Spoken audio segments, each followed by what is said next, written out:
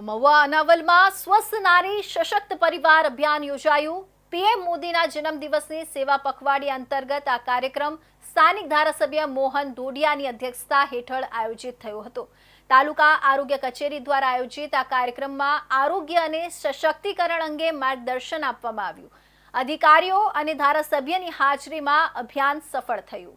મહુવાના અનાવલ ખાતે સ્વસ્થ નારી સશક્ત પરિવાર અભિયાનનું ભવ્ય આયોજન કરવામાં આવ્યું।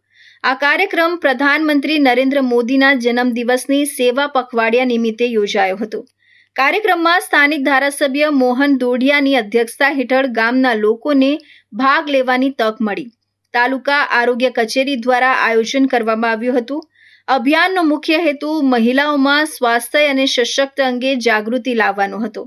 કાર્યક્રમમાં આરોગ્ય તપાસ, માર્ગદર્શન અને આવશ્યક સેવાઓ પ્રદાન કરવામાં આવી, જેથી ગરીબ અને અવગણિત સ્ત્રીઓ પણ આરોગ્ય સંબંધિત માહિતી અને સહાય મેળવી શકે।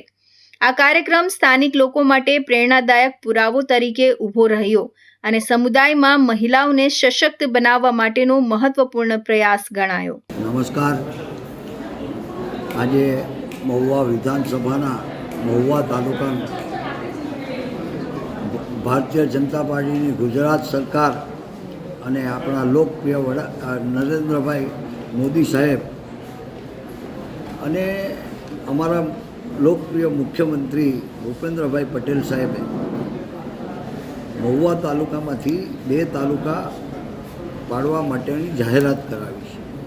એટલે કે ભારત સરકારના આપણા લોકપ્રિય વડાપ્રધાન નરેન્દ્રભાઈ મોદી સાહેબ હતા ત્યારથી હું રજૂઆત કરતો આવ્યો હતો અને આપણા લોકપ્રિય મુખ્યમંત્રી ભૂપેન્દ્રભાઈ પટેલ સાહેબની સરકાર સુધી રજૂઆત કરતા આજે આપણા મહુવા તાલુકામાંથી અંબિકા તાલુકો વલવાડા એનું એ રહેશે અને એને જાહેરાત કરી દેવામાં આવી છે।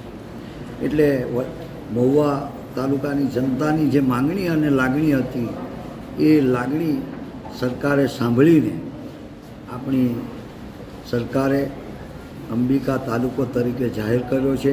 એ બદલ હું આપણા ગુજરાત રાજ્યના મુખ્યમંત્રી ભૂપેન્દ્રભાઈ પટેલ સાહેબનો સૌપ્રથમ તો આભાર વ્યક્ત કરું છું। આ અભિયાનનું આયોજન તાલુકા આરોગ્ય કચેરી દ્વારા કરવામાં આવ્યું હતું અને તેમાં ભાગ લેનારા લોકોને આરોગ્ય, સ્વચ્છતા અને સશક્તિકરણ વિશે અંગે વિસ્તૃત માર્ગદર્શન આપવામાં આવ્યું। ધારાસભ્ય મોહન દોડિયા તથા આરોગ્ય વિભાગના અધિકારીઓની હાજરીમાં આ કાર્યક્રમ સફળતાપૂર્વક સંપન્ન થયો, જે મહિલાઓ અને પરિવાર માટે મહત્વપૂર્ણ પ્રેરણા સ્ત્રોત રહ્યો। તો આ હતા ઇન્ડિયા ન્યૂઝ